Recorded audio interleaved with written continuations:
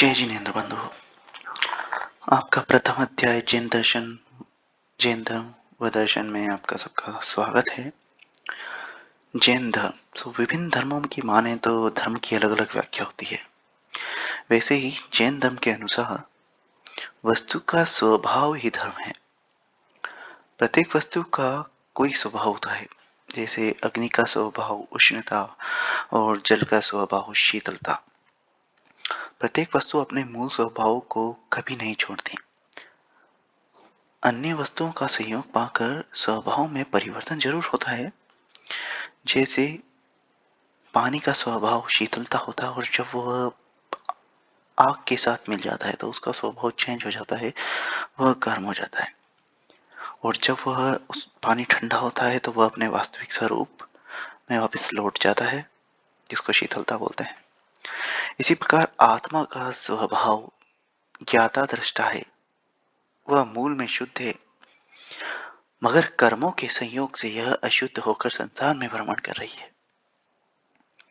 जब कर्मों का सहयोग समाप्त हो जाएगा तो यह आत्मा अपने मूल स्वभाव अर्थात शुद्धता को प्राप्त कर लेगी और सिद्धालय में विराजमान हो जाएगी। तो ये था धर्म के बारे में। अब है जैन धर्म। जैन धर्म दो शब्दों से बना है, जैन और धर्म। जैन से अभिप्राय जिनके उपासक हैं, अर्थात जिन्होंने काम क्रोध मोह आदि अपने विकार भावों को जीत लिया है, वह जिन कहलाते हैं। और जिनके उपासक को हम जैन बोलते हैं। जैन धर्म की प्राचीनता की अगर बात करें तो जैन धर्म अनादिकाल से चला आ रहा है और अनंत काल तक चलता रहेगा।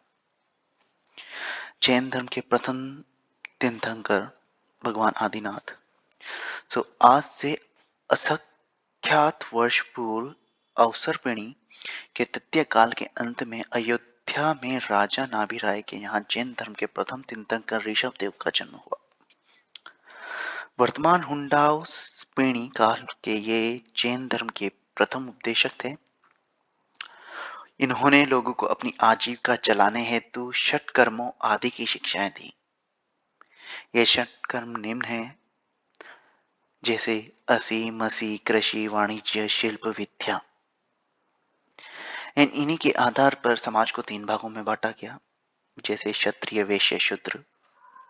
इस प्रकार प्रथम तीर्थंकर ने लोगों को आजीविका करने हेतु और अपनी आत्मा के कल्याण के लिए विभिन्न क्रियाओं का उपदेश दिया।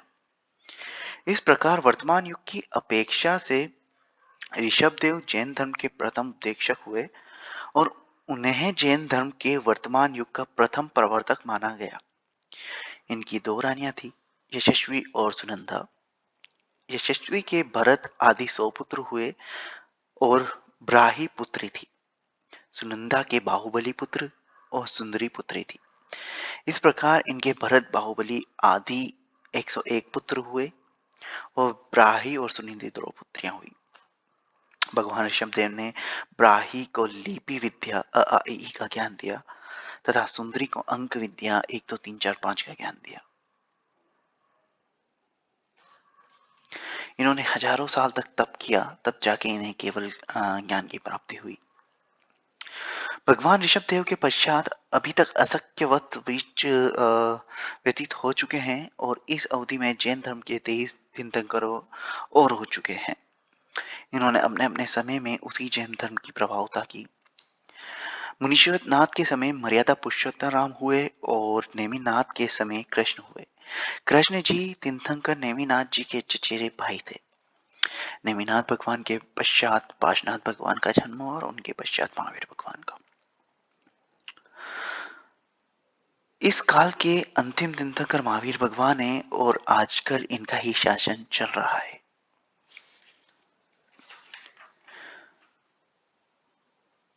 अंतिम श्रुत केवली भद्रबाहु ने निर्मित ज्ञान से जाना कि 12 साल का अकाल पड़ने वाला है, अतः वे उज्जैन छोड़कर संघ के साथ दक्षिण भारत की ओर चले गए।